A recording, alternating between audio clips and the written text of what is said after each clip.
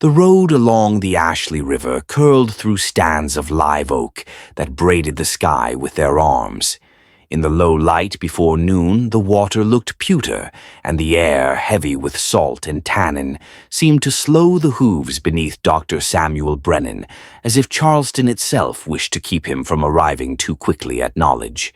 He rode past rice dikes abandoned to winter weeds, past the hush of marsh where egrets held themselves like commas, and then the land lifted, gathering into fields that had once made fortunes and now simply held their breath. A modest house stood at the center, 2 stories, plain, its clapboard calm in the gray day, while barns crouched in a cluster to the east like patient animals. Fairhaven did not announce itself with colonnades or boasting verandas. It looked like a man who wears an old coat over a secret. Brennan had heard the name first in a room that smelled of brandy and oiled wood. He had stood with other physicians near the edge of an auction and felt the words "proven bloodline" pass from one man's mouth to the next with the same offhand confidence they used for breeding horses. A young woman had been sold that day for a sum that would have purchased an entire family elsewhere. The auctioneer had read her life as if it were an account book: 5 births, no complications, superior constitution, and the men around him nodded, not at the horror of it, but at the arithmetic. When he asked quietly about Fairhaven, another physician had tilted his glass and said, "Rutledge keeps records," in the tone one reserves for good news. The overseer who met him at the door wore a cheap suit that aspired to importance. Harold Gaines smelled faintly of tobacco and opportunity. "You're here for the stock," he said without apology. "We can show you the program." He led Brennan past the cotton gin house, past the quarters where women moved between cook fires and children's hands, and toward a tobacco barn too large for the acreage. Its boards were weathered to the color of old coins. Inside, the air was cool and yielded dust when the lantern swung. Brennan noted hanging racks, sorting tables, everything ordinary until it wasn't. A second door waited at the back, iron-lipped, locked with seriousness. Gaines opened it. The stairwell reached down into a damp breath. The doctor followed the lantern, counting each wooden riser, hearing his pulse in the space where sound should have been. In the earth beneath the barn, the corridor unrolled, 20 paces long, with cells at measured intervals, wooden partitions, barred doors, a narrow passage for walking and watching. The light found the beds, the thin mattresses, the tin chamber pots, the small shelves with a folded cloth on each. In 6 of the 8 cells, a woman sat or lay with a stillness that was not rest. One, in late pregnancy, rubbed the heel of her hand over her side in small circles. Another, younger, held her knees and studied the floor as if the boards might name the months for her. Along the wall opposite, a table supported ledgers stacked with the care reserved for valuables. Above it, a painted board offered names, numbers, dates, weight at birth, interval between pregnancies, notes in neat script regarding appetite, temperament, recovery. Scales and calipers sat polished on a side shelf. A stethoscope lay like an accusation. Gaines drew a book out and opened it with a flourish a shopkeeper might use when showing the finest cloth. "Documentation," he said. "Mr. Rutledge kept everything. Diet schedules, timing, pairings. That's why buyers trust us." The pages listed a woman named Sarah, age 26, height and weight, recorded in a column that did not see a body. 8 births lined up beneath her name like fence posts. Fathers of record, Jacob, Moses, Eli, entered with the same handwriting used for livestock, and beside each child a small notation, as if the letter M or S could contain a life. Sold to Harrowby, Savannah, retained for breeding stock, strong lungs, fine bone. The doctor felt the peculiar chill that comes when the mind recognizes a structure designed with intention. This was not the crude cruelty that ignites and burns out. This was a furnace built to run. Gaines explained the system with an ease that turned Brennan's stomach and yet sharpened his understanding. There had been 6 women at the beginning, in 1847. Now there were always 6 to 8 in rotation. When pregnancy was confirmed, they were brought below ground. Protected, Gaines said, as if the word were generosity, and kept until birth. 2 weeks of nursing, then the infant to the nursery among the quarters, the mother reassigned to light work until her next conception. The men were selected with the same care: height, build, endurance, teeth, recorded, borrowed from other plantations when needed, returned like tools. Everything measured, everything timed. And why? Brennan asked later, when the overseer had turned to consult a ledger and the lantern's circle slipped. Why do the women not run? 12 men in the newspaper this past decade. Not one woman.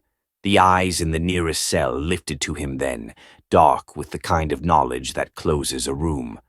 Because they told us if we run our babies die, the woman said, her voice flat, the words falling as if they were heavier than air. First year, one ran. When they brought her back, her baby was gone. They gathered us to show. We learn fast here. She said no more. She did not have to. The doctor understood that a wall built of fear is stronger than brick. He left the plantation that afternoon feeling the light outdoors as an affront. The fields lay in their winter geometry, the house tucked into its posture of modesty, and somewhere beneath his horse's hooves the earth held the weight of what he had seen. In his rooms that night he drew the plan of the basement as if it were a wound to be mapped. He wrote names until his hand cramped. He realized in the same hour that nothing he had witnessed violated any law south of the Mason-Dixon. The evil here did not sneak in from the margins. It sat in the center and read receipts. War arrived like a storm that takes its time deciding where to spend itself. The elder Rutland died, the son marched away, and the overseer conducted business with less talent for discretion. Brennan returned with regularity, a polite buyer on the cusp of investment, and each time he asked for what a man would ask if he intended to part with money. How many births? What prices? Which pairings yielded the soundest children? Which investors had advanced capital for expansion? The names that gathered in his notebook were familiar from pews and parlors, men whose wives poured tea on Sundays, whose sons argued Latin at school. The network grew branches in Georgia, in Alabama. Letters spoke of short-term exchanges of men to vary a line, of bonuses for results. Science, the word traveled. Improvement, efficiency. He copied a passage in which the elder Rutland, writing to a colleague, praised the reliability of documented blood and the discipline of minimizing variance. In April he stood again at the door of the underground and bent his ear to the quiet within, aware that every note of air counted.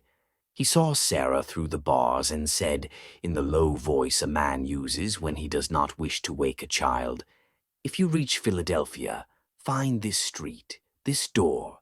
The name here is mine." She took the slip without reaching for him, and he understood that a hand might be too much to endure. When Charleston changed hands in 1865, the city smelled of smoke and wet stone. Brennan found a Union captain willing to ride out with him while the officials sorted rail lines and rations and the distribution of food. Fairhaven lay in a posture of damage. One side of the house was charred. A window wore a black eyelid. The eastern barn stood open to weather, and the door to the underearth hung like a loosened tooth. The women had gone to the place where they had been made into instruments and torn it apart. Doors wrenched from hinges, charts ripped into ribbons, ash in barrels. The fire had been purposeful, ledgers burned, years of script turned to a drift of carbon. In the corner a book had fallen closed as if to protect itself, and had choked rather than burned. Its edges were singed, its middle legible. Brennan laid his hand on it like a rescuer's palm. "There will be no trials," a colonel told him later, tired and honest. We are rebuilding a country. What you bring us is misery documented and not against their law. Brennan knew. He did not stop writing. In the spring that followed, a letter reached him from his sister's house in Philadelphia. The paper was stiff with careful effort. I found 2, Sarah wrote, and left them where they could live. She had gone first to Georgia, then west. One boy had been told his mother died. The other remembered the smell of a shawl. She had studied their faces the way one memorizes a path in darkness, and then stepped away so as not to unmake what time had made. I carry the names of the rest, she wrote. I carry them in my mouth when I wake. He never learned whether she found more. The absence of news is a kind of news too. He bound his notes with wax in the years after the war and left copies where hands might find them later. A lawyer's safe, a meeting-house drawer, a Philadelphia archive. He titled his account with the dryness of a man who fears adjectives might grant his enemies a way out. He wrote in his conclusion that what had happened at Fair Haven was not the madness of a single mind, but the logic of property applied with method. He returned north and treated small fevers and the long exhaustion of men who had been asked to carry too much. In his 60s, he received a letter from a seamstress in Atlanta who believed she had been born below ground, taken at 3, examined like a foal, sold with measurements and a promise. She had been told by the owner who purchased her that she came from quality stock. The phrase had followed her like a shadow she could not own. Her name was Clara. She had read pieces of his report in a church basement and found, in its long, meticulous cruelty, a mirror. She asked if he knew where her mother had gone. He wrote letters into a wide country and waited for answers to drift back like exhausted birds. Many did not. A minister in Mobile finally wrote that an older woman in his congregation did not speak of the past, but once, after a fever, had whispered an underground, had counted 8, had said they kept the births 2 weeks, and then took. Brennan sent Clara the address. He died the summer the 2 women met, but the minister's diary recorded the reunion. How Ruth had looked first at the shoulder where she remembered a small mark, how her fingers had trembled before they steadied, how she said the same sentence more than once, as if repeating it might give it the dignity of law. They told me if I ran, my babies would die. I stayed for you. Others searched. Word moved through churches, through freedmen's schools, through the soft hallway of neighbors' talk. A historian at Atlanta University, Margaret Thornton, a woman with a careful hand and a patient ear, collected pages and voices and assembled them into something that held. She documented exchanges of men between plantations, letters that paid bonuses for height and chest, the way the word line traveled between cotton and children. Her paper did not soothe donors. Universities disavowed what their archives preserved. Families whose money still wore the old name Crawford or Haywood or Sinclair called lies by their accustomed name, Northern Stories, and the public wished to be done with blood. But in kitchens and Sunday schools, in barber shops and sewing circles, her work traveled in copies folded and unfolded until the creases made maps of their own. By 1903, a minister in Mississippi with the surname Crawford, no relation to the merchant, wrote a small book that said plainly what had been his life, that he had been raised to be productive rather than human, that he had been told his usefulness lay in what his body could be made to do to other bodies. I was a product, he wrote. The sentence was not a complaint, it was an affidavit. The buildings at Fair Haven returned to the earth in the way all wooden things do when left alone. Someone filled the cellar with rubble in the 1880s. The ground amended itself with what it had been forced to hold.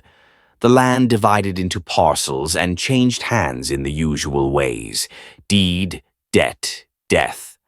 By the time new houses rose, there were no visible marks to show where the breast-high doors had stood, where women had pressed their cheeks to splinters, where ash had drifted.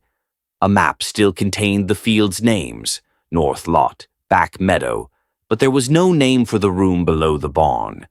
The only address remaining was the one paper makes: shelf, box, folder. Brennan had written early that documentation was not justice. He was right. Men who invested in the program died in their beds. Their sons spoke at banquets. No court called them to account. But paper, left alone long enough, gathers witnesses as silt gathers in a bend of river. A seamstress in Atlanta, a minister in Jackson, a scholar with patient hands in a room with poor light, a girl in Mobile touching a birthmark that has outlived everything plotted against it. Together they built a ledger that could not be burned. There is a temptation, when telling such a story, to find a moral that pays out like currency. But the Low Country has always known the difference between sugar and salt.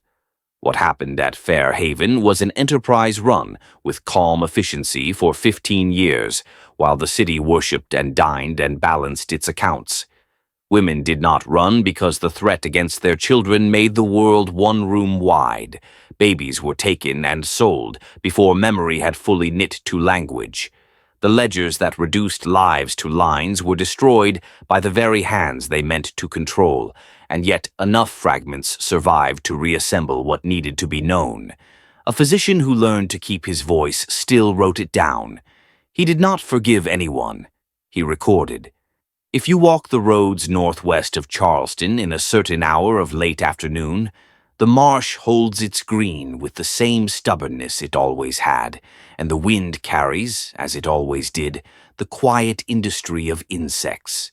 There is no stone to kneel by. No plaque explains what happened below the boards of a vanished barn. But in archives the air is cool and the paper smells faintly of cloth and dust. A page waits for fingers. A name waits to be read aloud. Sarah, Ruth, Clara. Numbers that once pretended to be enough. The record stands like a door you can open with your hands.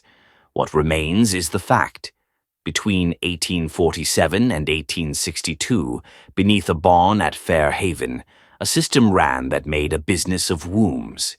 63 children were sold because a man decided his ledgers deserved to be full. Women stayed because hope tied them to their children as tightly as any chain, and because terror perfected by example is a science older than any college. Prominent families lent their names and money and then, when the century turned, claimed amnesia. And even so, reunion occurred. In a church in Mobile, a woman's hand on a birthmark, a sentence repeated until it turned into something like absolution. They told me if I ran, my babies would die. I stayed for you. This is not justice. There has never been enough justice for such arithmetic. It is only what the living owe the dead. To say what happened and to keep saying it until the names sound like people again and the numbers fall away like husks.